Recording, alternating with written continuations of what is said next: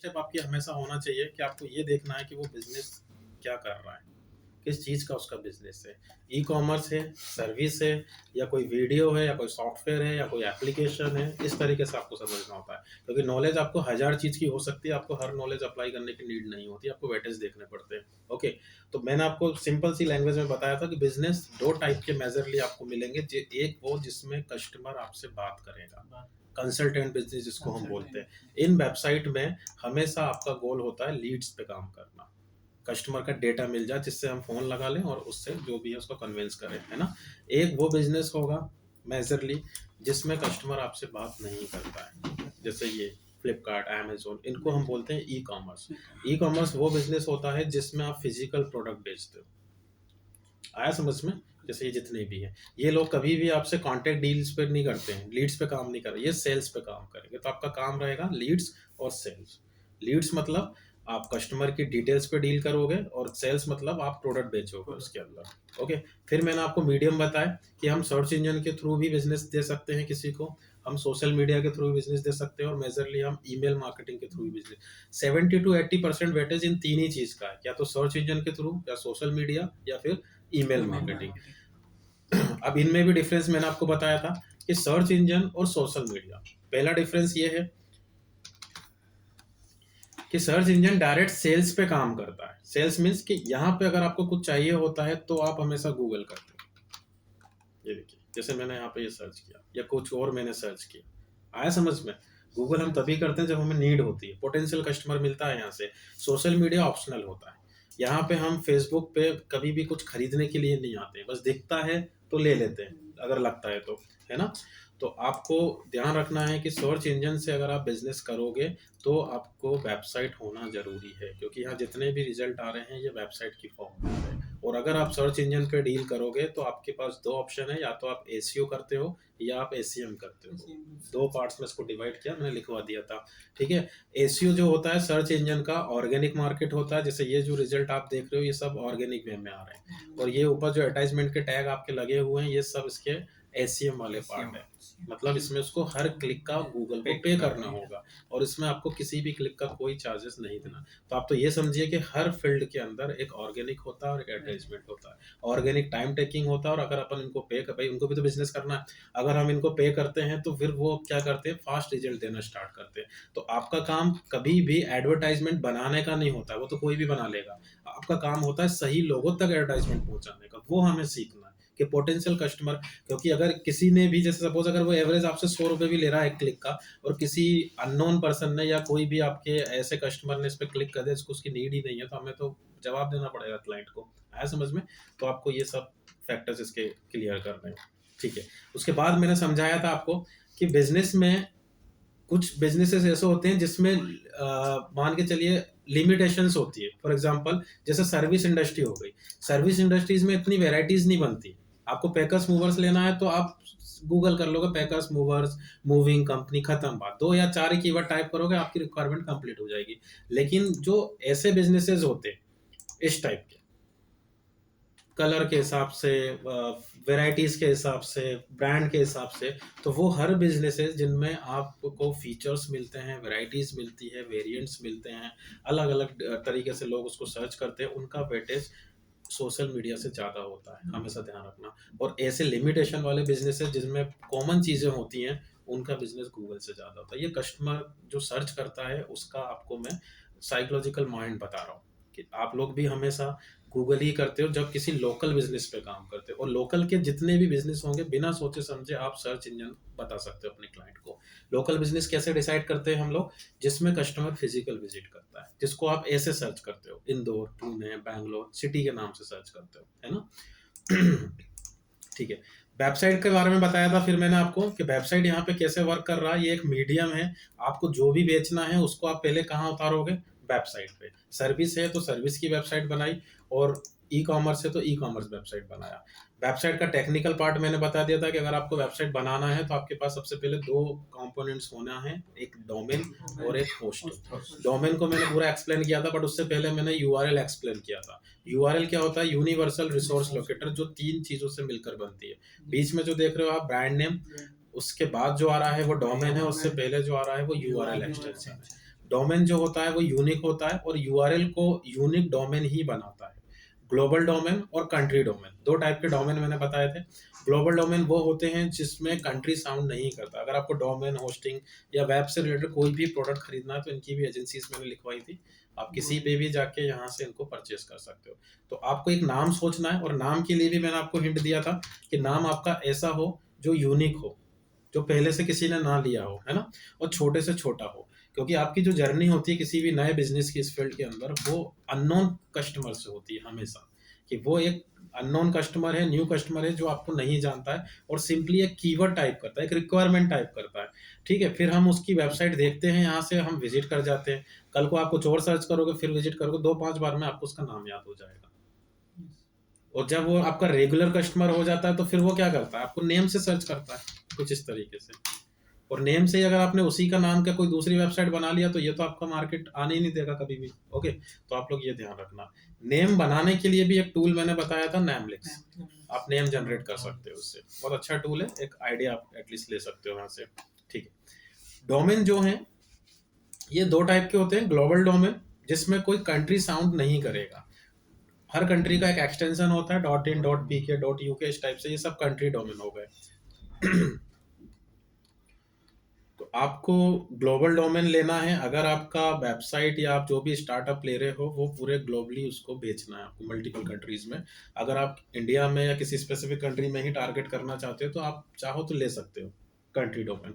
Okay, popularity के हिसाब से ही मैंने बताया था, .com .net .info ये सब पॉपुलर डोमेन है ग्लोबल के अंदर, और सबसे ज्यादा पॉपुलर है .com। प्राइमरी चॉइस आपकी यही होना चाहिए, क्योंकि आप नहीं लोगे तो कोई और ले लेगा उसको। उसके बाद फिर मैंने आपको ये बताए थे यूआरएल एक्सटेंशन, ये 4 टाइप के होते हैं, WWW, नॉन WWW, HTTP और HTTPS। Hyper text transfer protocol, hyper text transfer protocol as for socket layer, WWW world wide web, और अभी जो लेटेस्ट टेक्निक चल रही है जिसमें WWW मिसिंग आ रहा है। तो आप अभी जो बनाओगे एज ऑफ नाउ वो बिना WWW के लोगे। और HTTP जो होता है वो डिफॉल्ट होता है, और अगर आपको HTTP से HTTPS में जाना है तो उसके लिए SSL सर्टिफिकेट परचेस करना पड़ता है, और वो भी आपको यहीं से मिल जाएगा, कुछ 5-10 हज़ार का आता है साल का, आप ले सकते हो। ठीक है, तो यूआरएल एक्सटेंशन का काम है जो आपको ब्राउजर में बताता है कि ये एक वेब पेज है, और डोमेन का काम है जो आपको ब्राउजर में एक यूनिक आइडेंटिटी देता है कि इस नाम पे अगर इसने ये डोमेन ले लिया है तो पूरे वर्ल्ड में अब सेम नाम पे ये डोमेन कोई और नहीं ले सकता। तो यूआरएल को यूआरएल कौन बना रहा है, डोमेन, क्योंकि ब्राउजर एक जैसी 2 यूआरएल कभी रन नहीं कर सकता है। ठीक है, इसके बाद फिर मैंने आपको बताया था बेसिक फंड है वेबसाइट बनाने के। आज के टाइम में अगर आपको वेबसाइट बनाना है तो 2 तरीके हैं, या तो हमें कोडिंग आती है या हमें कोडिंग नहीं आती है। तो कोडिंग आती है तो उसको हमने कोर कोडिंग बोला है, और कोडिंग नहीं आती है तो सेकंड ऑप्शन है अपने पास सीएमएस का, CMS content management system. Core coding में मैंने कुछ लैंग्वेजेस आपको बता दी थी, HTML है अपने पास, HTML5 या इसका कोई भी वर्जन, PHP है, .NET है, पाइथन है, इस तरीके से। तो स्टैटिक के लिए HTML5 यूज की जाती है। अगर आपको ऐसी वेबसाइट बनानी जिसमें यूजर लॉगिन आईडी पासवर्ड या अकाउंट क्रिएट करता है तो PHP मेजरली चलती है। .NET अगर आपका डेटाबेस बहुत ज्यादा है और सिक्योरिटी का भी ध्यान रखना, .NET पे आप काम कर सकते हो। और मोस्ट इंपोर्टेंट अगर डिजिटल के हिसाब से हम देखें, आपको फ्यूचर में कभी AI सीखनी हो तो पाइथन जो है यूजर एनालिटिक्स पे डील करता है। जैसे आपके जितने भी ऐसी वेबसाइट जिनमें बहुत ज़्यादा प्रोडक्ट्स हैं या बहुत ज़्यादा उसके पास ऑप्शंस हैं, जैसे आपके जितने भी स्ट्रीमिंग प्लेटफॉर्म हैं, G5, नेटफ्लिक्स, प्राइम वीडियो, आपने देखा उनका होम पेज जो होते हैं वो पूरे पर्सनलाइज हो जाते हैं। हम जो ज़्यादा देखते हैं, हम क्राइम ज़्यादा देखते हैं तो क्राइम से रिलेटेड ही आपको वेब सीरीज या मूवीज़ दिखाते हैं। तो वो क्या कर रहे हैं, किस कॉन्सेप्ट पे काम कर रहे हैं, वो पाइथन यूज़ कर रहे हैं। तो पाइथन क्या करता है, आपकी रिसर्च के अकॉर्डिंग आपका जो होम पेज होता है उसको पर्सनलाइज कर देता है, सबसे महंगा और कॉस्टली वेबसाइट बनता है। ओके, तो ये मैंने बताया। सेकंड ऑप्शन हमने बात की थी CMS पे। CMS मैंने लिखवा दिए थे, ब्लॉगर, वर्डप्रेस, जूमला, मजेंटो, ये सब। इसमें से आप एक तो ब्लॉगर, ये लगभग सब एक जैसे ही चलते हैं, and second WordPress, specially this one, ये किंग है इस फील्ड का, पूरे वर्ल्ड की 65% वेबसाइट अकेला मैनेज कर रहा है। ओके, तो इस पे आपको अच्छा कमांड बनाना है। अब आपका देखो वर्क कैसे होगा, आपके सभी के गोल अलग अलग हैं। किसी को अभी ट्रेनिंग कंप्लीट होने के बाद जॉब करना है, किसी को अपना ही स्टार्ट करना है, किसी को किसी क्लाइंट्स पे काम करना है। तो ये तो आपको बात समझ में आया कि आपको पहले एक मीडियम चाहिए। मीडियम मैक्सिमम 3 ही होते हैं, वेबसाइट, सॉफ्टवेयर, एप्लीकेशन या वीडियो, 4 ले लो आप। ओके, तो आप अगर किसी कंपनी में जॉब करेंगे तो ध्यान रखना उसने बिजनेस सेटअप कर लिया है, उसके बाद ही वो किसी को वर्क देता है करने के लिए, और आप अपना स्टार्ट करोगे मतलब आपको तो स्टार्टिंग से लेना पड़ेगा। तो कंपनीज में क्या रहेगा, आपको वेबसाइट बनी हुई आ जाएगी। अब वो सीएमएस में भी हो सकती है और कोर में भी हो सकती है, लेकिन अगर आप लोग अपना स्टार्ट करने की प्लानिंग कर रहे हो तो फिर मैं आपको रेकमेंड करूंगा वर्डप्रेस ही स्टार्ट करना। वर्डप्रेस में सिखा दूंगा आपको वेबसाइट वगैरह बनाना। तो इसमें आप क्या करोगे, सबसे पहले फर्स्ट स्टेप आपको ये याद रखना है कि चेक करेंगे कि वेबसाइट बनी किस में है। तो सिंपली उस वेब पेज को ओपन करो, होम पेज को कंट्रोल यू कर, कीबोर्ड से कंट्रोल प्लस यू, है ना। तो पूरा कोड आपको दिख जाएगा। और मैंने आपको बताया था सबसे ज्यादा मार्केट है वर्डप्रेस का, तो पहले आप वर्डप्रेस के लिए चेक करना।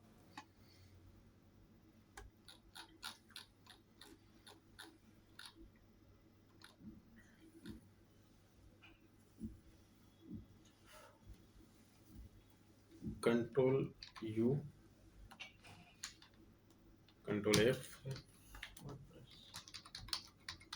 वर्डप्रेस की जो वेबसाइट होती है उनकी फाइल्स वर्डप्रेस में जनरेट होती है। ये देखिए बार बार वर्डप्रेस आ रहा है।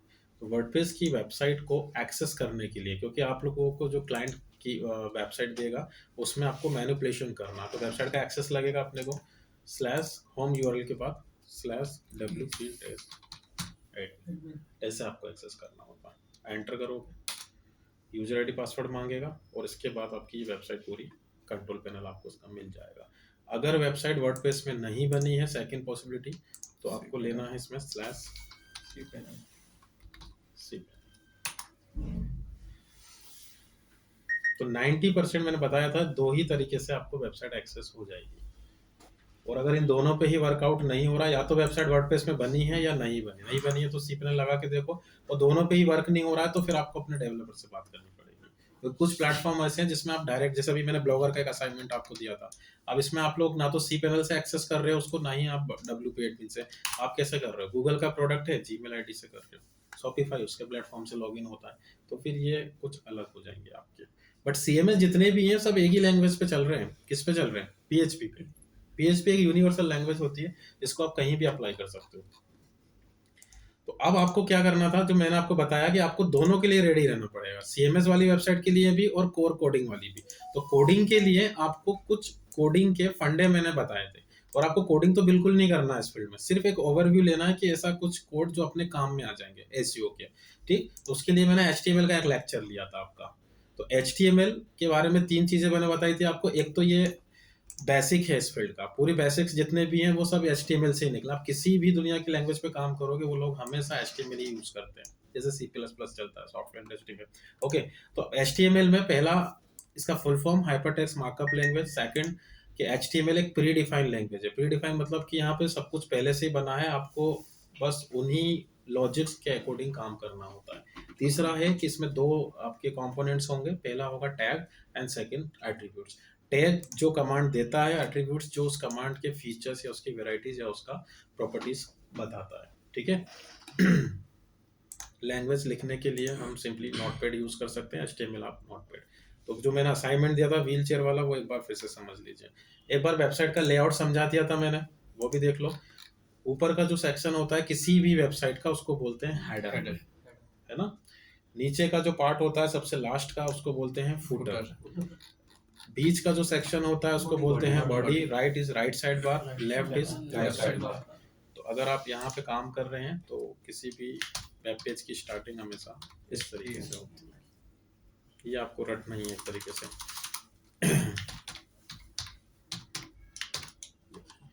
और दो इंपॉर्टेंट सेक्शन, ऐड,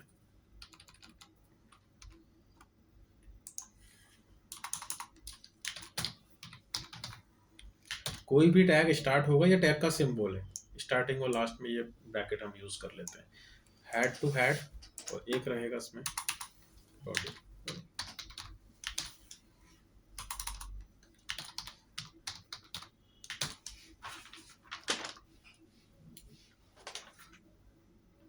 ठीक है, तो आपका जो वर्क है वो इन दोनों के बीच में होगा और इन दोनों के बीच में होगा। और सबसे इंपॉर्टेंट पार्ट कि इन दोनों के बीच में डिफरेंस क्या है, यहाँ पे जो भी रहता है सर्च,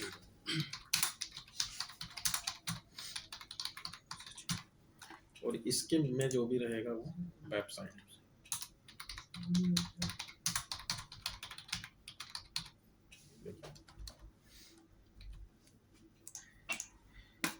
कुछ लॉजिक्स आपको मैंने यहाँ से क्लियर किए थे कि सर्च इंजन, ये जो पेज होता है इसको हम बोलते हैं technically SERP, search engine result page. ठीक है, एक पेज पे ऑर्गेनिक की बात कर रहे हैं हम, 10 रिजल्ट होते हैं, फिर 10 नेक्स्ट पेज पे, नेक्स्ट पेज पे, इस तरीके से चलता है। आपका जो वर्क होता है वो 10वें पेज तक होता है इस व्यू में, कि आप 10 पेज में से फर्स्ट पेज पर लेकर आओगे उसकी वेबसाइट को उस पर्टिकुलर कीवर्ड से।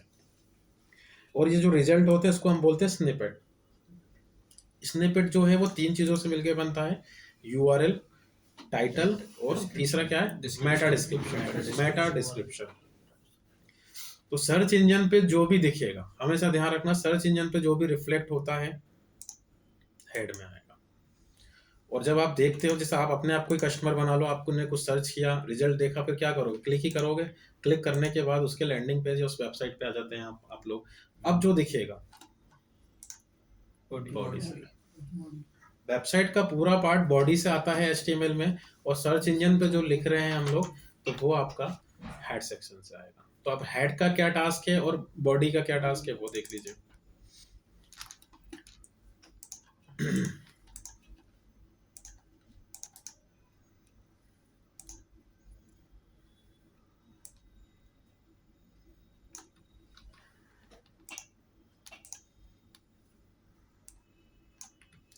प्राइमरी इतना आपको काम करना पड़ेगा।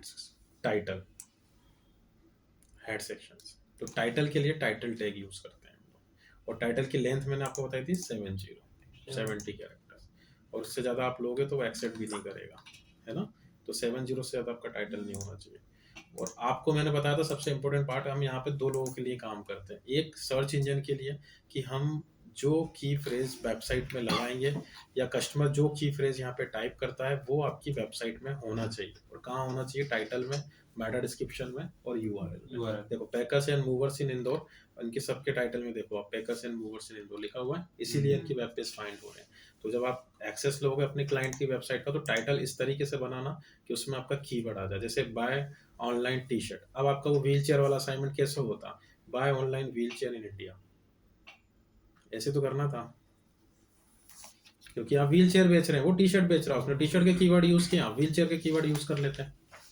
और मैंने आपको हिंट दी है कि अगर आप टेक्निकली कितने ही स्ट्रांग हो, प्रोडक्ट में आप हमेशा फ्रेशर होते हो। अब व्हील चेयर के वेराइटीज आपको पता ही नहीं है, या बहुत सारी चीज आपको नहीं पता उसके बारे में, तो आप गूगल कर लेते हैं।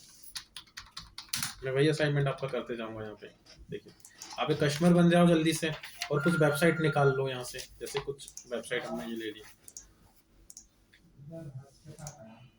ये देखिए Ctrl+U,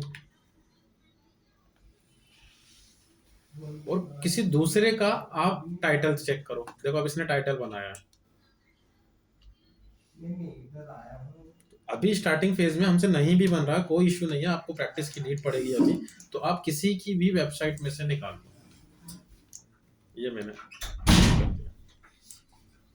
URL क्या है सर, एक बार URL क्या है?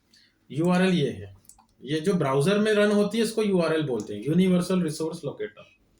और URL 3 चीजों से मिलकर बनती है, अभी बताया मैंने, डोमेन, URL एक्सटेंशन और ब्रांड नेम। और ये यूनिक होती है, एक जैसे 2 URL कभी नहीं होंगे।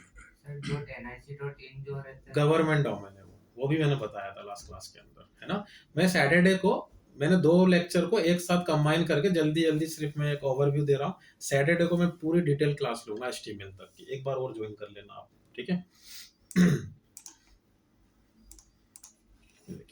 तो आपको टाइटल कुछ इस तरीके से बनाना था, बस ये ध्यान रखना कि इसकी लेंथ फिक्स है 70, और फिर उसके बाद मेटा डिस्क्रिप्शन। मेटा डिस्क्रिप्शन मतलब कौन सा वाला, ये जो यहाँ दिख रहा है, ये इसने देखो मेटा डिस्क्रिप्शन बनाया, देखो यहाँ से निकाल लेते, तो उसमें आपको वैरायटीज पता लग रही है। अब मैंने आपको ये नहीं बोला कि कौन सी व्हील चेयर आप बेच रहे हो। अब सपोज मैं अगर आपसे ये बोलता कि मेरे पास तो 2 ही व्हील चेयर अवेलेबल है, एक इलेक्ट्रिक है और एक फोल्डिंग व्हील चेयर, तो आप समझ गए। अब आप बाकी व्हील चेयर का नाम यूज नहीं करोगे उसके अंदर, जो है बस वही बेचना है आपको।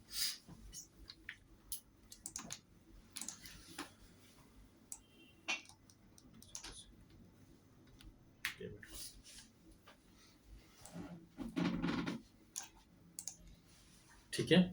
एक बताया मैंने आपको मेटा कीवर्ड, तो मेटा डिस्क्रिप्शन और मेटा कीवर्ड में डिफरेंस, लेंथ दोनों का सेम ही रहेगा 156 कैरेक्टर्स, और इसमें डिफरेंस ये आएगा कि ये सर्च इंजन पे कहीं भी नहीं रिफ्लेक्ट होगा। ये वाला जो सेक्शन होता है, मतलब ये जो आपको यहाँ दिखता है, ये मेटा डिस्क्रिप्शन होता है। मेटा कीवर्ड तो यहाँ दिखता ही नहीं है, तो आपने डायरेक्टली क्या किया, अपने रूट कीवर्ड यूज कर लिया। तो आपके पास क्या है, वेराइटीज है, electric wheelchair comma, folding wheelchair comma, दूसरी व्हील चेयर, तीसरी व्हील चेयर, इस तरीके से आप कोमा लगा के लिख देना उसके अंदर, सिंपल सा। और एक और इम्पोर्टेंट बात मैंने आपको बताई थी कि आपकी वेबसाइट में मल्टीपल पेजेस होते हैं। ये सबसे इम्पोर्टेंट बात है, ध्यान रखना कि आपके हर एक पेज का इंडिविजुअल टाइटल, आप यहाँ पे भी कर्सर रखोगे तो आपको टाइटल दिख जाएगा, ये ऐसा होता है टाइटल। कंट्रोल यू करोगे तो होम पेज का कभी भी आप बना रहे होते हैं तो होम पेज का टाइटल, होम पेज के मेटा डिस्क्रिप्शन में आप पूरी वेबसाइट के बारे में बताओ। अब जैसे इसने अगर वेबसाइट लॉन्च की है मेरे क्लाइंट ने, तो इसका पर्पस है कि इसको एमबीबीएस करवाना इन रसिया, इन यूक्रेन, इन फिलीपींस, तो उतने ही नंबर ऑफ उसने पेज बना लिए। देखो रसिया का पेज अलग बनाया है, यूक्रेन का अलग बनाया है, और फिलीपींस का अलग, ऐसे इसने अलग अलग कंट्री के अलग अलग पेजेस बनाए। यूआरएल जितनी बार चेंज हो रही है, आप बस ध्यान रखें वो एक नया पेज होता है अपने आप में, और हर पेज का इंडिविजुअल टाइटल और इंडिविजुअल मेटा डिस्क्रिप्शन। अब आप देख रहे हो कि उसका जो होम पेज है उसमें उसने जो टाइटल बनाया उसमें पूरी वेबसाइट के बारे में बता रहा, अब्रॉड लिख दिया उसने सिर्फ। लेकिन जो फिलीपींस वाला पेज है उसमें सिर्फ और सिर्फ वो रसिया या फिलीपींस वाले पेज में सिर्फ और सिर्फ वो फिलीपींस के बारे में बता रहा। तो जिस पेज पे होता है, क्योंकि रीजन कस्टमर आपको जानता ही नहीं है। अब इसकी वेबसाइट इसने आज बनाई है तो उसको कोई जानता थोड़ी है कि फ्लाई फ्यूचर नाम का कोई बिजनेस है, वो क्या सर्च करेगा। हम लोग तो गूगल पे ये करेंगे ना, एमबीबीएस इन रसिया, ये करेगा कस्टमर। आया समझ में। तो अब गूगल क्या चेक करता है कि जिस पेज पे उसने वो कीवर्ड लगाए, उसने रसिया वाला पेज कौन सा उसका, जैसे ये वाला है, तो वो सिर्फ इसी पेज को लेकर आएगा गूगल पे, बाकी पेजेस से उसको कोई मतलब नहीं इस टाइम पे। तो डायरेक्ट कस्टमर क्या करता है, उस पेज पे विजिट कर जाता है, उस पर्टिकुलर पेज पे आया, देखिए आप। और जब आप ब्रांड नेम से किसी को सर्च करते हो, अगर वो ऐसे सर्च करेगा फ्लाई फ्यूचर, तो अब उसका होम पेज लेके आएगा।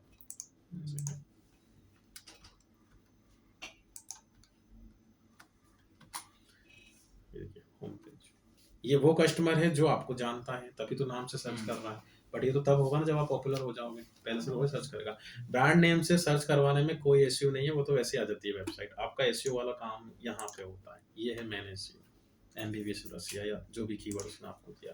तो अब आप ध्यान रखना कि गूगल वही पेज लेकर आता है जिस पेज पे वो कीवर्ड अवेलेबल होता है। तो आप क्या कर रहे हो, अभी जो व्हील चेयर का असाइनमेंट कर रहे हो, ये होम पेज का कर रहे हो। तो यहाँ पे मैंने आपको बताया था कि आप सभी व्हील चेयर की जितनी भी वेराइटीज हैं उनके बारे में होम पेज बनाओगे। बट आपको आगे अगर इस वेबसाइट को आप पूरा बनाते हो तो फिर आगे क्या करोगे, आप इलेक्ट्रिक व्हील चेयर का अलग पेज बनाओगे, फोल्डिंग व्हील चेयर का अलग पेज बनाओगे, और उस पेज का जो टाइटल होगा उसमें सिर्फ और सिर्फ इलेक्ट्रिक व्हील चेयर के बारे में लिखोगे। जैसे ये जो वेबसाइट है इसका आप एक बार कॉन्सेप्ट देखना, देखिए ये पावर व्हील चेयर है, तो अगर मैं इसके पेज को देखूं तो यहाँ पे जो टाइटल बनाया है इसने सिर्फ और सिर्फ पावर व्हील चेयर का टाइटल लगाया है, और पावर व्हील चेयर का। एक रूल और है गूगल का कि एक कीवर्ड अगर आपने किसी एक पेज पे ले लिया, जैसे मैंने इसमें ले लिया है फिलीपींस, एमबीबीएस इन फिलीपींस, तो अब एमबीबीएस इन फिलीपींस मेरा इस पे नहीं होना चाहिए, यूक्रेन वाले पेज पे। अगर ऐसा हुआ तो वो क्या होगा, सर्च इंजन कंफ्यूज हो जाएगा कि उसको कौन सा पेज लाना है, और वो दोनों ही पेज छोड़ देगा, आपके पेनल्टी लगाना स्टार्ट करता है। क्योंकि मैंने आपको ट्रिक बताई थी इसकी, लोग क्या करते हैं इसका मिसयूज करते हैं कि 10 पेज में 10 कीवर्ड लगाएंगे और ये सोचेंगे कि 10 के 10 हमारे आ जाए, कहीं भी क्लिक करे आएगा तो हमारे पास ही, ऐसा थोड़ी होगा। आना समझ में। तो उसको बोलते हैं कीवर्ड स्टफिंग, ठीक है, उससे आपको बचना है। तो नंबर ऑफ पेज कितने बढ़ाने हैं वो भी ध्यान रखना, ऐसे हर चीज का पेज नहीं बनेगा। जितने आपके डिफरेंशिएशन होगा बिजनेसेस में, उतने ही नंबर ऑफ आपको पेज बनाने हैं। जैसे एसईओ सर्विसेज और डिजिटल मार्केटिंग सर्विसेज, तो आप एसईओ डिजिटल मार्केटिंग का ही पार्ट है, तो आप एसईओ का अलग नहीं बना सकते, आपको डिजिटल मार्केटिंग का बनाना पड़ेगा, क्योंकि उसके अंदर भी फिर एसईओ आप बोलोगे और एसईओ के अंदर भी एसईओ बोलोगे तो वो वर्कआउट नहीं करेगा, सिर्फ डिजिटल मार्केटिंग या फिर ओनली एसईओ।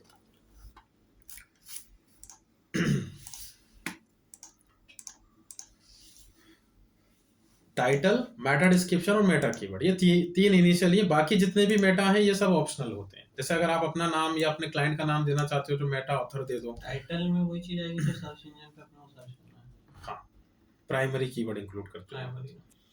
उसके बाद फिर मैंने बताया था आपको बॉडी में क्या क्या आएगा। सबसे पहले H1, H2, H3, paragraph, image, videos जो भी हैं सब बॉडी के पार्ट हैं। अब जैसे देखिए आप, ये इसका H1, H2, H3 कुछ भी हो सकता है। मैंने आपको ये भी क्रॉस चेक करना बता दिया था। जैसे सपोज मुझे चेक करना है तो आपको किसी भी पर्टिकुलर सेक्शन का कोड देखना है तो आप सिंपली उस पर क्या करें, राइट क्लिक करें, कर्सर रखें, इंस्पेक्ट कर दो। इसने H2 लगाया तो आपका H2, H1 उसमें भी कीवर्ड होना है।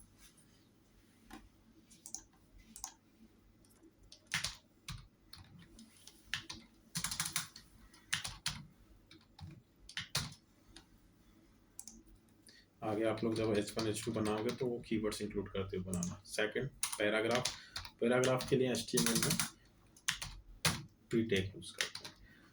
अब आपको जो मैंने असाइनमेंट दिया, देखिए क्या कर सकते थे आप लोग, ये पावर व्हील चेयर ऐसे कर सकते थे ना, डिवाइड कर दिया, क्या हो गया H1 में। फिर इसका पैराग्राफ जो बनेगा मतलब उसके बारे में, तो ये पावर व्हील चेयर देखिए आप, इसका जो डिस्क्रिप्शन है ये लिखा हुआ है, ये पैराग्राफ में आ जाएगा।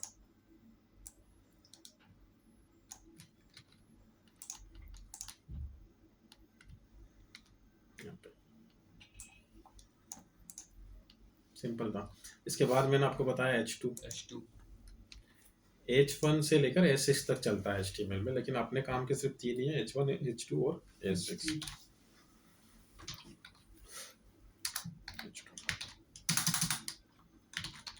सर जैसे ये आपने पावर व्हील चेयर लगाया H1 में, अगर जैसे कोई दूसरी इलेक्ट्रिक व्हील चेयर है तो फिर उसका अलग पेज ओपन करके फिर उसमें H1 में हाँ, electric- वो उसके पेज के लिए होगा। बट मैं अभी आपके एक ही पेज है तो मैं आपको एक ही साथ बताने की कोशिश कर रहा हूँ।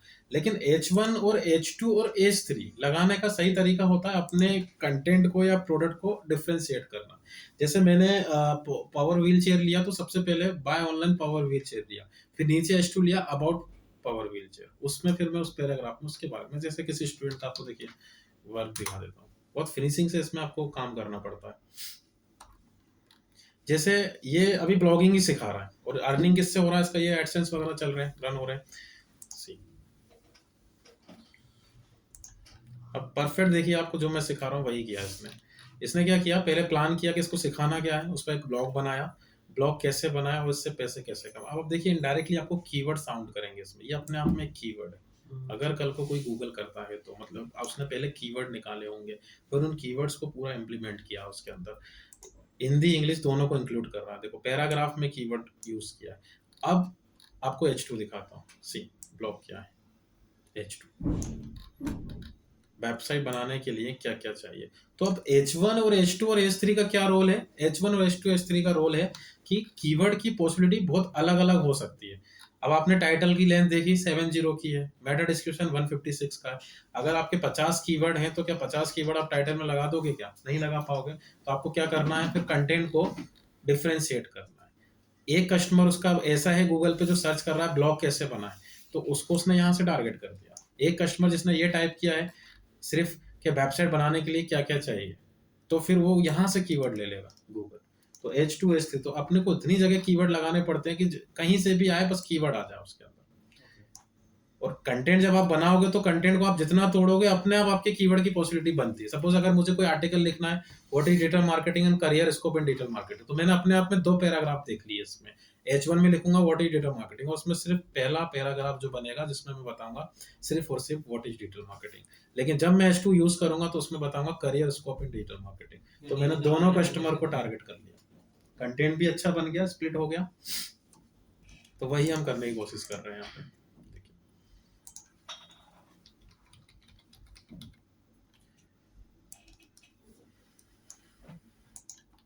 एक मैंने आपको बताया था इमेजेस, इमेज वाइज जितने भी प्रोडक्ट हैं जिनको इमेज वाइज सर्च किया जाता है, जैसे मैंने कुछ एग्जांपल आपको दिए कि अगर आपके पास कोई ऐसा क्लाइंट आता है जो इंटीरियर डिजाइनिंग का काम कर रहा है या टैटू आर्टिस्ट या कोई भी ऐसा प्रोडक्ट जिसमें देखने की वैल्यू ज्यादा होती है, उनको यहाँ से फिल्टर करते हैं इमेजेस से।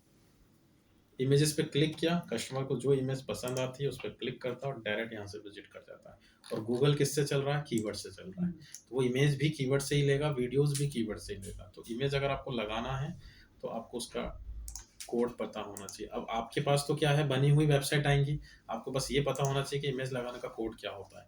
इमेज लगाने का जो टैग है HTML में वो है image, src is equal to, और यहाँ पे आपकी इमेज का URL आ जाता है। इतना तो आपका पहले से रहेगा, आपका वर्क यहाँ से स्टार्ट होगा कि आपको अपने एंड से इसमें एट्रीब्यूट यूज करना है, ऑल्ट इज इक्वल टू, इसमें कीवर्ड लगाए जाते हैं इमेज में, तो आपका ऑनलाइन व्हीलचेयर आ जाता है। इसमें टैग और एट्रीब्यूट्स दो कंपोनेंट्स बताया, उसमें डिफरेंस भी मैंने आपको बता दिया था कि टैग वो प्रॉपर्टी है जो हमेशा इंडिविजुअल वर्क करता है और एट्रीब्यूट हमेशा टैग के साथ वर्क करता है।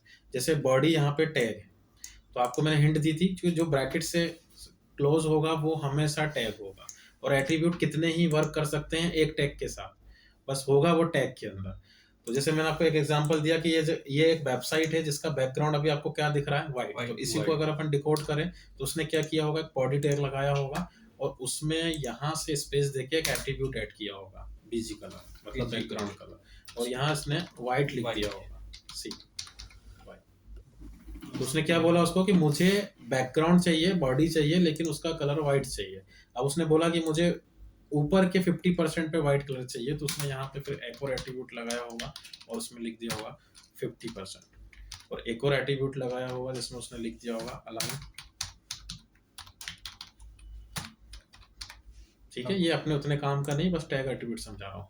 तो बॉडी यहाँ पे टैग है, बीजी कलर एट्रीब्यूट है, अलाइन एट्रीब्यूट है, एंड अगेन अलाइन एट्रीब्यूट है। तो जो आपके ब्रैकेट से क्लोज होगा वो हमेशा टैग होगा, जो स्पेस देके आएगा वो हमेशा एट्रीब्यूट होगा, और जो डबल इन्वर्टेड कॉमा में होगा वो उसकी वैल्यू होगी। इसको समझा के मैंने आपको ये एक्सप्लेन किया था कि मेटा यहाँ पे एक टैग है HTML में जो यूज होता है, जिसका एक एट्रीब्यूट लगा हुआ है नेम, डिस्क्रिप्शन, और एक और एट्रीब्यूट लगा हुआ है कंटेंट, जो उसकी वैल्यू बता रहा है। तो मेटा एक टैग है जो स्पेशली सर्च इंजन के लिए बनाया जाता है, जो उसको यहाँ डिफाइन कर रहा है कि ये मेरा एक डिस्क्रिप्शन टाइप है जिसकी वैल्यू ये है। आगे और भी बहुत सारे मेटा आएंगे, तो आप बस ये ध्यान रखना कि मेटा है मतलब सर्च इंजन के लिए। वेबसाइट पे तो कहीं नहीं दिखेगा, ये सिर्फ और सिर्फ सर्च इंजन पे दिखता है। और आपको सर्च इंजन पे वेबसाइट नहीं लानी है, ऐसे URL से काम चलाओगे तो आपको इसमें से किसी की भी नीड नहीं है, किसी की भी नीड नहीं है।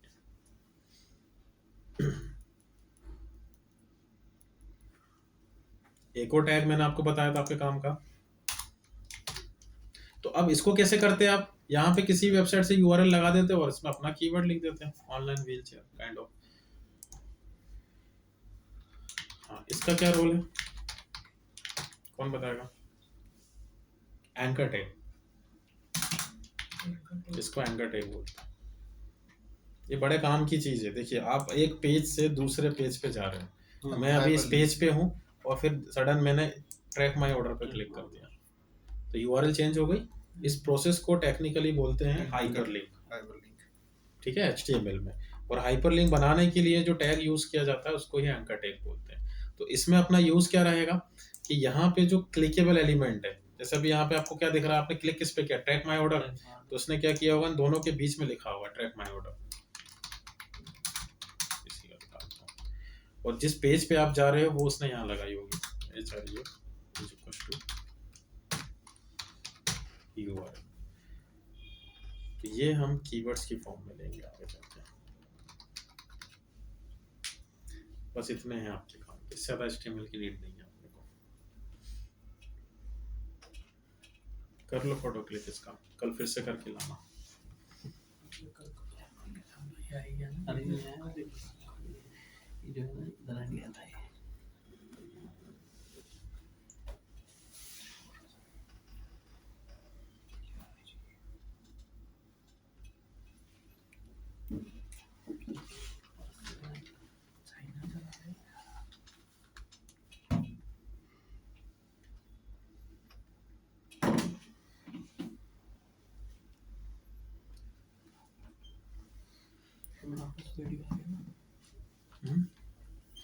ये टाइटल में लिखा जो अपन ने सर्च इंजन में जो भी अपन टाइप करते हो आता है। दूसरा हो गया मेटा नेम। मेटा नेम में जो है अपन कंटेंट, ये जो हैशटैग लगा है इस पर कुछ भी अपन लिख सकते हैं ना। तो ये भी वही लिखना जो अपन सर्च इंजन में ये जो आप कर रहे हो ना यहाँ पे टाइटल, ये यहाँ पे दिखेगा कभी, जैसे जब पब्लिश होती है वेबसाइट तो यहाँ दिखाएगा इसको। हाँ। टाइटल जो आपने मेटा डिस्क्रिप्शन लिखा है वो अच्छा। यहाँ दिखेगा, ये- ठीक है। और यूआरएल यहाँ पे कहीं नहीं आती। यूआरएल तो अपन हाँ, जब उसको पब्लिश करेंगे तो publish ऑटोमेटिक करेंगे। जनरेट होती है। सर मैं जब सर्च कर रहा था ना तो ये कीवर्ड की जगह कंटेंट लिखा हुआ था। वो भी रहेगा इसमें। देखो ये वाला जो सेक्शन है, ये अभी मैं आपको आगे पढ़ाने भी वाला हूँ ये चीज़, कि यहाँ पे जो दिख रहा है ये वाला, ये जरूरी नहीं कि ये आपका मेटा डिस्क्रिप्शन होगा, ये कंटेंट भी हो सकता है। ये दोनों की पोजीशन फिक्स होती है, बट वो डिपेंड करता है कि उसको कीवर्ड्स कहाँ से मिला। अगर उसको कीवर्ड कंटेंट से मिल जाता है तो यहाँ पे वो कंटेंट रिफ्लेक्ट कर देता है, बट प्राइमरी मेटा डिस्क्रिप्शन ही होता है। क्योंकि मैं इसके लिए कीवर्ड्स ढूंढ रहा था ना, तो मेरे को कंटेंट से मतलब कीवर्ड्स मिला ही नहीं उसमें। और एक वेबसाइट थी 1M करके, उसमें टाटा की है। तो और कुछ अलग तरीके से बना हुआ था। सर कंटेंट तो अपन ने भी लिखा है कि ये हाइड भी हो जाते हैं जिन वेबसाइट में आपको ये मिल ही नहीं रहा है, तो हाँ। आप उन्होंने हाइड कर दिया, ये हाइड भी हो जाते हैं। सर ये मेटा नेम, मेटा कीवर्ड्स किसी वेबसाइट पे कोड हाँ लेना है, वेबसाइट के यूआर मींस वो कंट्रोल यू करके देखना था एक बार कोई सी देखो ना किसका देखना है, इसका देखना है, कंट्रोल यू दोनों है, माउस से कर लो, राइट क्लिक कर लो, व्यू पेज सोर्स, एक ही बात है ना। या फिर कंट्रोल प्लस यू कर दो आपके कीबोर्ड से, जो आपको सुटेबल लगे। अब इसने देखो टाइटल बनाया मेटा डिस्क्रिप्शन। सर एक्चुअली में मेरा स्पेस लेकिन यहाँ आप कल आके बैठना, इनको देख ध्यान रखना, सभी लोग आगे बैठाना, जल्दी आना पड़ेगा उसके लिए, आपको लेट मत आना, इनको पीछे बैठना पड़ेगा। भाईचारा दिखाने अब जो मैंने आपको सीएमएस बताया, अब देखो ये जो पेज हमने बनाया, अच्छा जो लोग एक बार फिर से बताया था और अच्छे से पढ़ना है HTML, तो W3 स्कूल एक बार इसको थोड़ा सा गो थ्रू कर लेना आप लोग, w3schools.com ट्यूटोरियल्स में जाना, लर्न HTML, और एटलीस्ट जो मैंने बताया जैसे हेडलाइन, इमेजेस, ये थोड़ा सा गो थ्रू कर लेना। जैसे हेडलाइंस में हम आए और यहाँ से H1 H2 H3 H4 H5, और आप इसका कोड भी देख लोगे, यहाँ से आपको सब समझ में आ जाएगा। इमेजेस, तो ये इमेज लगाने का कोड भी है, और इमेज में कीवर्ड कैसे लगाते हैं वो भी उसने बताया, ठीक है, ये हो जाएगा। एंड सेकंड कि ये एक लोकल सर्वर है, मैंने आपको पूरा प्रोसेस बताया था कि एक डेवलपर जब वेबसाइट बनाता है तो वो अपने ही सिस्टम में पूरी कोडिंग करता है। जैसे मान के चलिए हम एक वेब पेज बना रहे हैं, तो अब मैंने कौन सा वेब पेज बनाया, ये होम पेज। अब वेबसाइट में एक अबाउट अस का पेज होगा, एक सर्विसेज का होगा, तो मैं क्या करूँगा 3 पेज बनाऊंगा अलग अलग, जैसे इसने बनाए होंगे अलग अलग बनाए। फिर अब हमें क्या करना है, इसको हम खुद ही चेक कर रहे हैं, आपको रन करके देखना है। तो आप उस फाइल को क्या करोगे, सेवेज में जाओगे आप, और जिस नाम से भी आप उसको रख रहे हो उसमें .html ये आपको करना होता है। तो आप उस वेब पेज को रन करके देख सकते हो अपने ब्राउजर के अंदर, ये ध्यान रखना। अगर मैं HTML मान के चल रहा हूँ उसको तो .html लगाऊंगा, लेकिन अगर मैं इसको PHP लैंग्वेज की बात करूंगा तो .php कर दूंगा, और .net की होगी तो .asp हो जाएगी, ठीक है। ये हो गया आपका। अब जैसे आप इसको अपडेट करोगे तो देखो यहाँ पे ये ब्राउजर की फॉर्म में आ जाएगा ऐसे, और आप क्लिक करोगे रन हो जाएगा वेब पेज।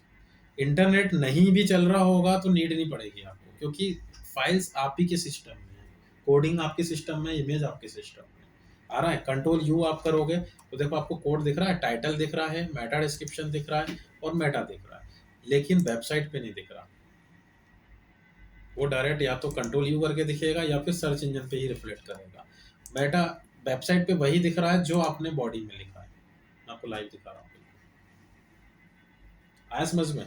अब हमें क्या करना होता है, जो वेबसाइट हम बनाते हैं वो हमें पब्लिक करनी होती है कि भाई कोई भी देख ले उसको दुनिया में, तो फिर उसके लिए होस्टिंग खरीदनी पड़ती है। तो ये पूरा डाटा आपके सिस्टम से कहाँ जाएगा, एक मेन सर्वर पे चले जाएगा, उस सर्वर को ही हम होस्टिंग बोलते हैं।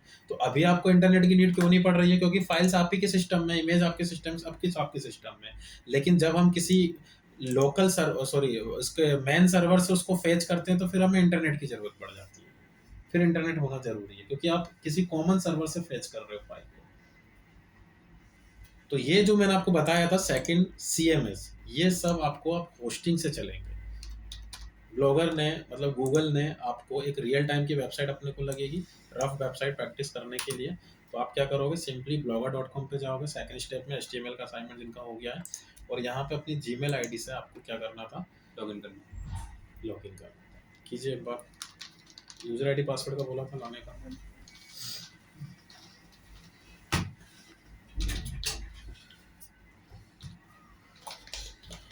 नाम से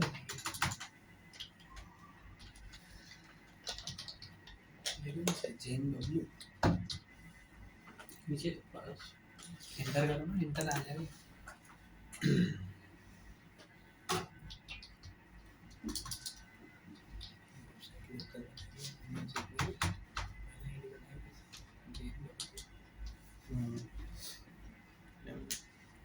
मेरे जीमेल को भी नहीं मिलता था मैंने।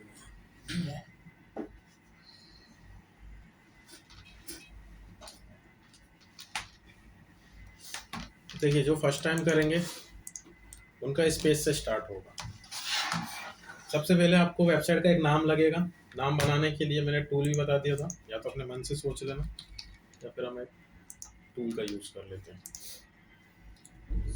ठीक है, एक रफ वेबसाइट है, आप कोई भी टॉपिक ले लीजिएगा। अभी जैसे मैंने हेल्थ ले लिया,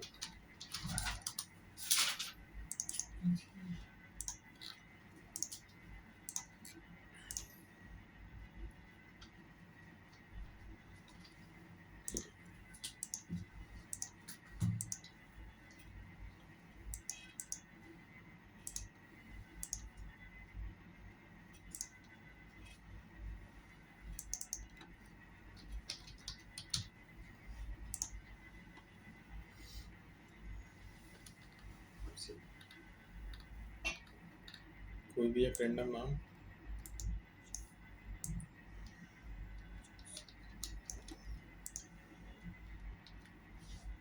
वेबसाइट बनाने के लिए अपने को दो लगेंगे, डोमेन और होस्टिंग। तो ये आपको डोमेन फ्री में दे रहा है blogspot.com यूज करने के लिए, ठीक है, प्रैक्टिस करना।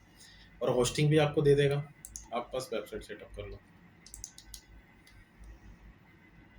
Not available.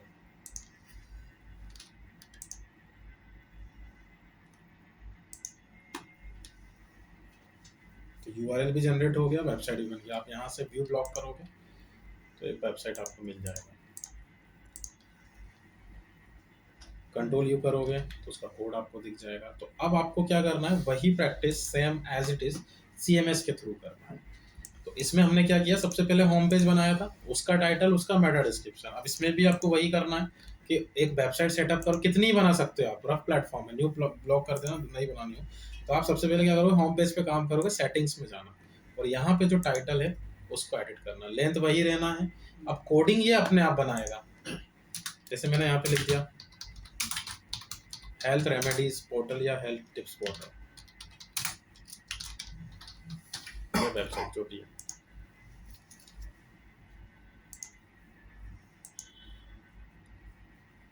अब कंट्रोल यू करके देखिए,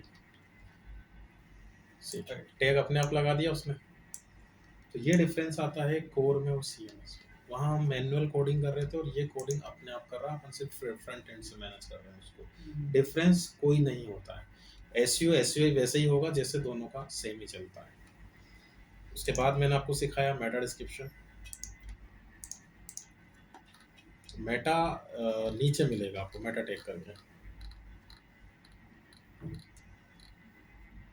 मेटा इनेबल सर्च डिस्क्रिप्शन, इसको ऑन करना और अगेन फिर से 156 जो भी है आपके हेल्थ टिप्स एंड जो भी 156 में आप लिख सकते हैं।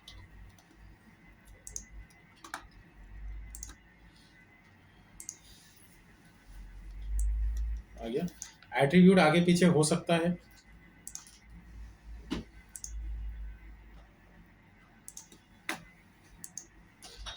अब देखिए एक ऑप्शन और दिया है यहाँ पे, प्राइवेसी। अभी हम बात कर रहे हैं कि हमें अपनी वेबसाइट को सर्च इंजन पर लेकर आना है, और सपोज अगर मुझे सर्च इंजन पे नहीं लाना है तो हम इस वेबसाइट को प्राइवेट भी कर सकते हैं। तो फिर आपके पास एक ही ऑप्शन बचेगा कि आपको कोई किसी सर्च इंजन पे फाइंड नहीं कर पाएगा, आपको उसको URL ही देना पड़ेगा, वो URL से उसको एक्सेस करेगा। तो उसके लिए यहाँ पे आपको ऑप्शन दिया है प्राइवेसी, आप इसको स्वाइप अप कर दो तो दुनिया के हर सर्च इंजन से ये प्राइवेट हो जाएगा। करेगा, इवन वो उसको यूआरएल वाइज ही क्यों ना सर्च करे, नहीं सर्च होगी। अब ऐसा क्यों करेंगे? वेबसाइट आपकी कॉन्फिडेंशियल बनी हुई है, या और भी रीज़न हो सकते हैं कि अपने को उसको पब्लिक नहीं करना है। और अगर यही काम आपको कोडिंग के थ्रू करना पड़े तो आप क्या करोगे? आपने जहाँ पे मेटा डिस्क्रिप्शन लिखा है उसकी जगह लिख देना नो एंट्रीज। ये नया है, लिख लो ये एक लाइन। कोडिंग के थ्रू किसी भी वेबसाइट को आपको हाइड करना है सर्च इंजन से, तो अपने मेटा डिस्क्रिप्शन में नो इंडेक्स लिख दो।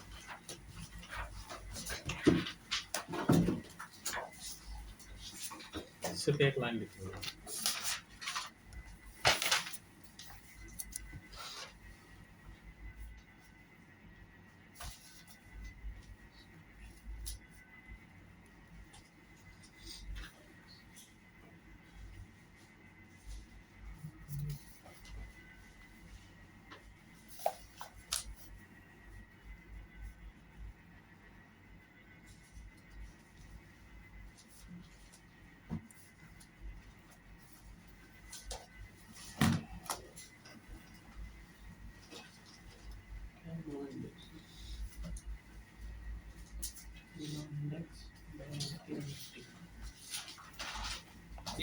हाइड अपन पर्टिकुलर किसी पेज को भी कर सकते हैं इसमें।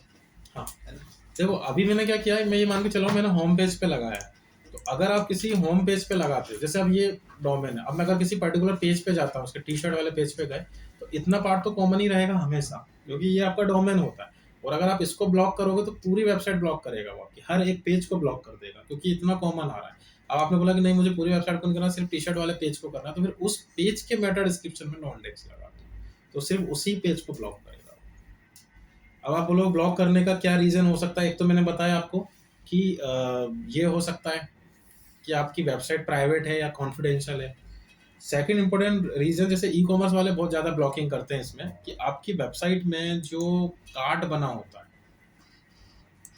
जैसे फ्लिपकार्ट का कार्ट, मिंत्रा का कार्ट, जहाँ पे कस्टमर पेमेंट करता है, उनके भी पेजेस होते हैं, देखो उनकी भी यूआरएल होती है, तो ये यूआरएल गूगल पे आ जाती है, सर्च इंजन पे आ जाती है, और जो हैकर्स होते हैं वो उससे उसका पाथ पकड़ लेते हैं, पूरा डायरेक्ट यूआरएल मिल जाती है उसको। तो उन लोग क्या करते हैं, ये जो यूआरएल है या जो कार्ट है या पूरी डायरेक्टरी है उसको ब्लॉक कर देते हैं। वो वैसे भी कस्टमर के काम का तो है ही नहीं, कोई ऐसे थोड़ी सर्च करता है फ्लिपकार्ट का कार्ट, वो तो प्रोडक्ट के लिए सर्च करेगा, है ना।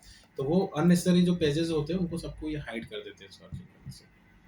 तो एक तो ये हुआ कि अगर आपको सिंगल पेज को हाइड करना है तो आपने नो इंडेक्स लगा दिया, लेकिन सपोज आपको किसी फाइल को हाइड करना है, जैसे कार्ट है, अब कार्ट में ही 100 से ज़्यादा पेजेस बने होते हैं, अब आप एक साथ 100 पेजेस को हाइड करना चाह रहे हो तो एक एक करके नो इंडेक्स तो होगा नहीं।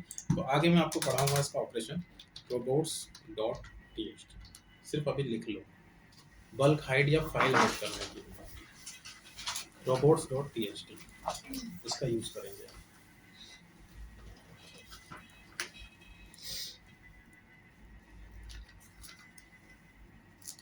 robots.txt और इंडिविजुअल पेज हाइड करने के लिए नो इंडेक्स।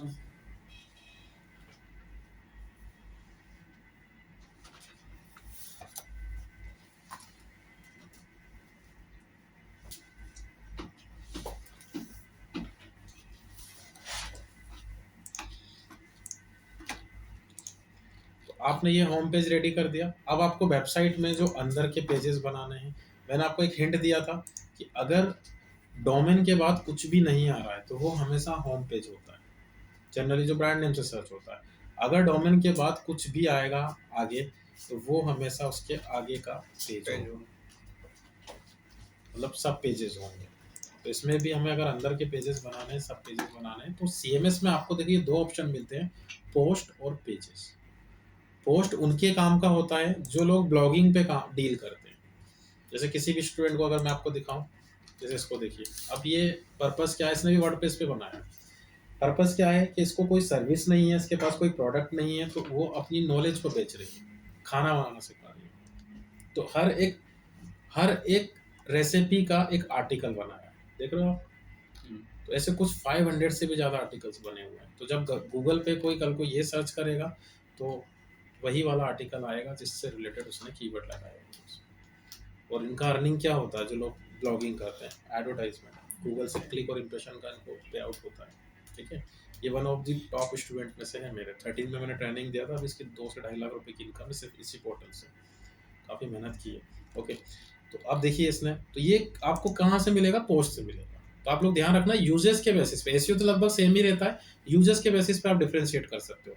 पोस्ट में जाओगे तो हमेशा आर्टिकल बनते हैं, और सर्विस वेबसाइट जैसे सर्विस वाले होते हैं उनको क्या बनाना होता है? उनके पेजेस होते हैं, जैसे इसने पेजेस बनाए यहाँ पे, तो फिर आपको ये लग जाएगा। पेजेस बनाने का तरीका सेम ही है। तो कहाँ तक, यहाँ तक हो गया था कि आपका? हाँ। है ना? तो आपको क्या करना है, अब यहाँ से सपोज मैं कोई पोस्ट लिख रहा हूँ, तो आप लोग ध्यान रखना, हमें क्या बेचना है, क्या सिखाना है, या क्या प्रोडक्ट है, वो आपका हमेशा प्री प्लान होता है। मुझे अगर डिजिटल मार्केटिंग सिखानी है तो मुझे पता होगा कि मैं क्या लिखने वाला हूँ या क्या बेचने वाला हूँ। तो ये आपका टाइटल सेक्शन हुआ यहाँ से। जैसे सपोज अभी मैंने आपको HTML सिखाया, अब मुझे ऑनलाइन सिखाना है, तो मैंने यहाँ पे लिया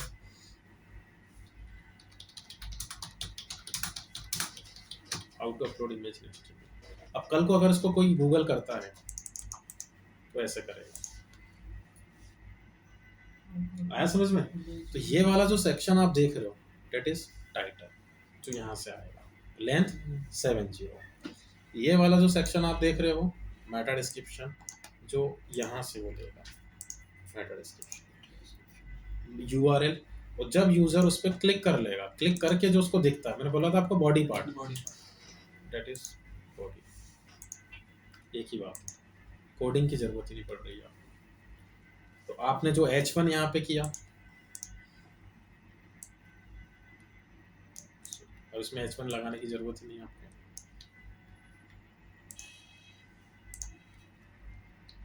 तो आप क्या करो, सिर्फ सिलेक्ट करो मेजर हेडिंग, मतलब H1। आप देखिए इसमें दोनों ऑप्शन मिल जाते हैं आपको, कोडिंग में भी जा सकते हो, कंपोज व्यू में भी काम कर सकते हो। तो इसकी कोडिंग देखूँ तो अपने आप H1 लगा दिया उसने।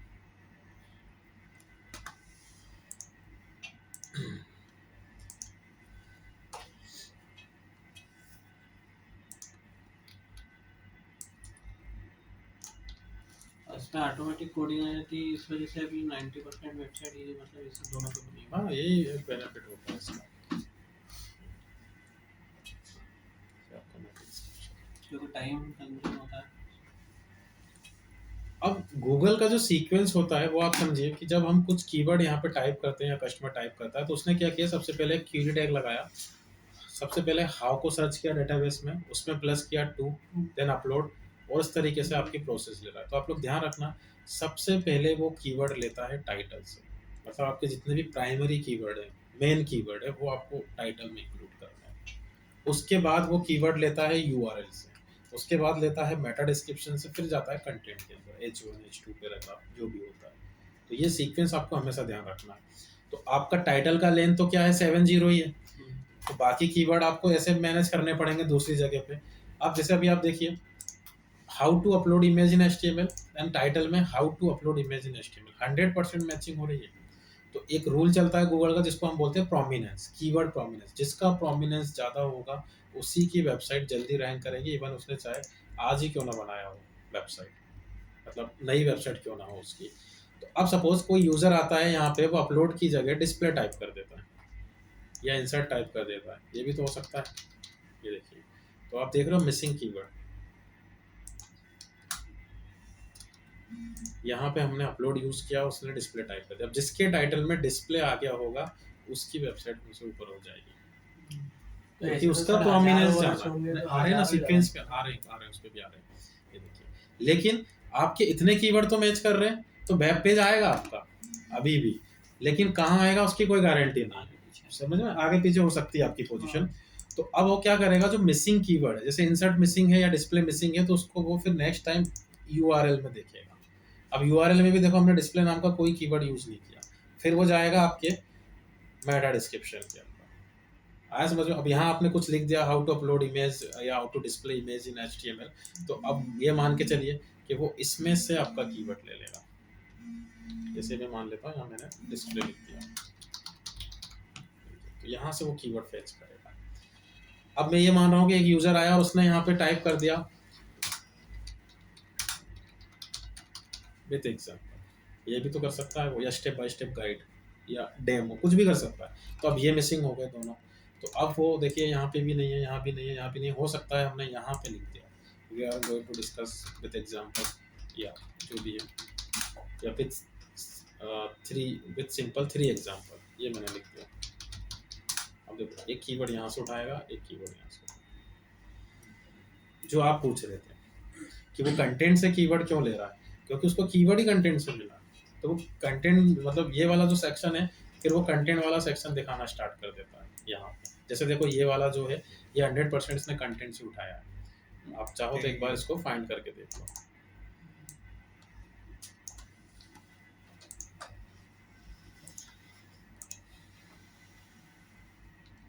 तो यहाँ से ले लिया उसने, क्योंकि उसको वहीं से मिला हुआ। तो आपके वेब पेज में हर एक टेक्स्ट अपने आप में की फ्रेज होता है, बस सीक्वेंस का आपको ध्यान रखना है। हेडिंग डालिए, सीक्वेंस ऑफ सर्चिंग।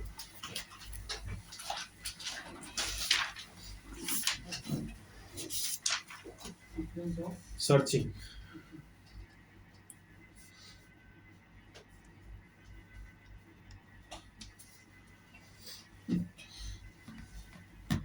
फर्स्ट लिखिए इसमें, home page Meta description. Home page Meta description.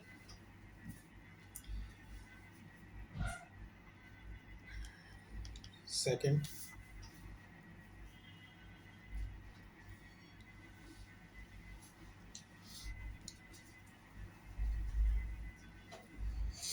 Page public post, मैं दोनों इंक्लूड कर रहा हूँ, पेज और पोस्ट। टाइटल, लॉगिन के लिए पोस्ट होता है और सर्विस के लिए पेजेस होते हैं। Page slash page sorry post title. Third point, URL.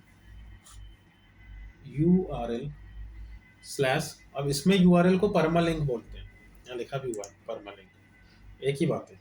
और जब आप आगे वर्डप्रेस पे काम करोगे तो वहाँ स्लग बोलेंगे यूआरएल को, SLUG। तो स्लैश लगा के लिख लो, URL slash permalink slash slug. SLUG slug, permalink ये लिखा हुआ सर।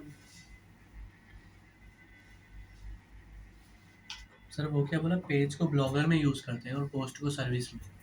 हर CMS में पोस्ट और पेजेस दो का ऑप्शन आता है। पोस्ट आर्टिकल होते हैं, पेजेस सर्विस पेज होते हैं।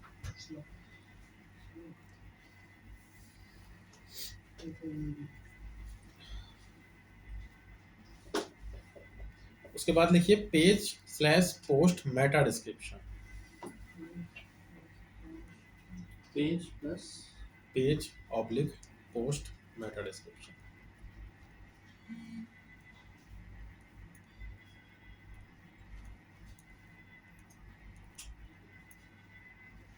Page oblique post meta description. Then finally लिखिए कंटेंट, लास्ट में कंटेंट। तो ये सीक्वेंस आपको याद रखना और इसके अकॉर्डिंग आपको कीवर्ड्स बना मतलब प्लेसमेंट करना है। इनका लेंथ भी लिख लो आगे ब्रैकेट में। होम पेज का मेटा डिस्क्रिप्शन का लेंथ होता है 156 कैरेक्टर्स, इससे ज़्यादा नहीं होना चाहिए। 150 characters including comma and space.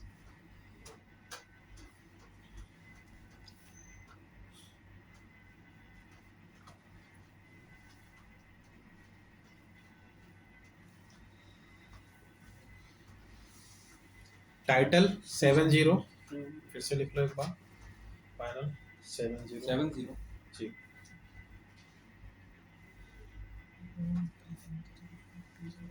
Description में 156 URL 70 अगेन।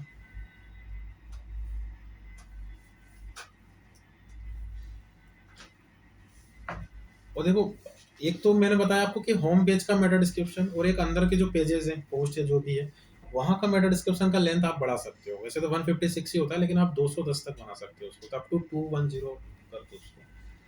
210 मेटा डिस्क्रिप्शन का लेंथ, 210 कैरेक्टर CH। यूआरएल का 70 कैरेक्टर 70 जी। सर यूआरएल का अपन कैसे डिसाइड कर सकते हैं? URL की लेंथ आपके हाथ में है ना, आप जो कीवर्ड लगाओगे, जैसे ये URL है, ये देखो ये हमें ही बनाना पड़ती है। अभी आप देखो ना, यहाँ भी ऑप्शन दे रहा है आपको ऑटोमेटिक में। वो क्या कर रहा है, आपका जो टाइटल है उसको यूआरएल में उसने कन्वर्ट कर दिया।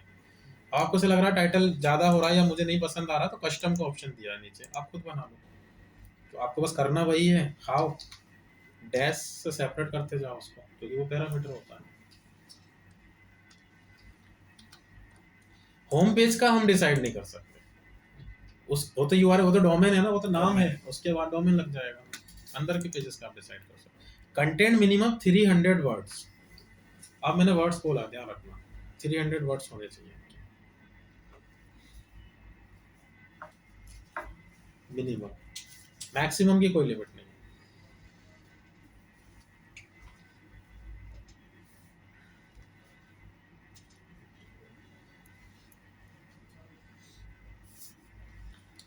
ठीक है, तो अब इसका कल मैं आपको फॉर्मेट सिखाऊंगा पूरा कि कंटेंट राइटिंग करते कैसे हैं। एक एसईओ ऑप्टिमाइज कंटेंट लिखना और एक सिर्फ कंटेंट लिखना, दोनों में डिफरेंस है। सर्च इंजन जिस कंटेंट को पसंद करता है वो अपन पूरा फॉर्मेट, बट आप लोग को एक असाइनमेंट देता हूँ, अगर आप एचटीएमएल वाला कर लो तो। इमेज का बता दूं, जैसे आपने वो कोडिंग में इमेज का बताया, ये यहाँ से image upload from your computer, देखो यहाँ से इमेज अपलोड हो जाती है।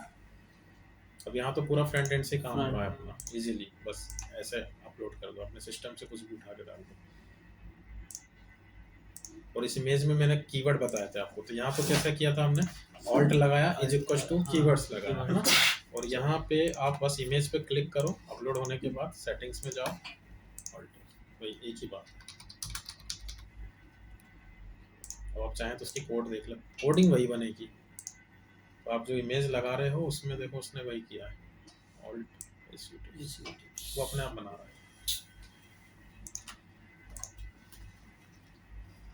सर वो एक एंकर एंकर टैग अगर यहाँ से करना है तो मैंने बताया हाइपरलिंक बनाना, तो आप वहाँ से क्या कर रहे थे, जो क्लिकेबल एलिमेंट है उसको बीच में लिख रहे हैं, उसके स्टार्टिंग और एंड पॉइंट पे एंकर टैग लगा रहे हो, जिस यूआरएल पे ले जा रहे हो वो यहाँ आ रहा है। अब यहाँ तो बहुत ईजी है, आप उसको सेलेक्ट करो, इस पर क्लिक करो हाइपरलिंक और लिंक इंसर्ट कर दो, अपने आप बनाएगा। तो आपको मैं एक असाइनमेंट दे रहा हूँ, कोशिश करना ब्लॉगर पे वेबसाइट बना लेना, और ये रफ है, आप जो चाहे जो कीजिए इसमें, और 3 पोस्ट बना के लाना। इसमें पोस्ट लिख लो, कंटेंट कॉपी पेस्ट कर लेना, बस उसके जो फंक्शन है वो यूटिलाइज करने हैं आपको। What is SEO, first is what is SEO and how does it works, What is SEO? And how does it works. Second, difference between WordPress and blogger. WordPress और ब्लॉगर में क्या difference है, ये अच्छे से पढ़ना भी इसको, क्योंकि नेक्स्ट अपन यही पढ़ने वाले हैं, वर्डप्रेस। एंड थर्ड लीजिए, what is digital marketing and career scope in digital marketing. थोड़ा सा करियर स्कोप पे भी आपकी R&D हो जाएगी।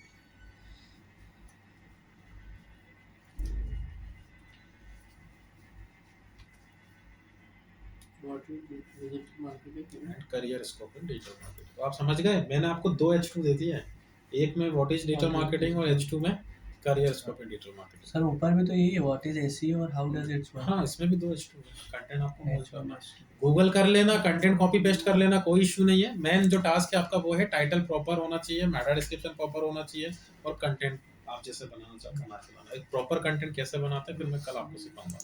3 पोस्ट बना रहे हैं मतलब 3 टाइम आपको न्यू पोस्ट करना है। देखो नया वेबसाइट बनाना है तो न्यू ब्लॉग, कितनी वेबसाइट आप बना सकते हो, और उस एग्जिस्टिंग वेबसाइट में आपको नई ये बनानी है पोस्ट, तो न्यू पोस्ट, कितने ही पोस्ट आप बना सकते हो। और पेज बनाना है तो न्यू पेज, सिंपल। अभी तो आप पोस्ट बना के लाओगे, देखते ये हैं, ब्लॉगर भी बनाना ब्लॉगर भी करना है। ठीक है, कल करते हैं।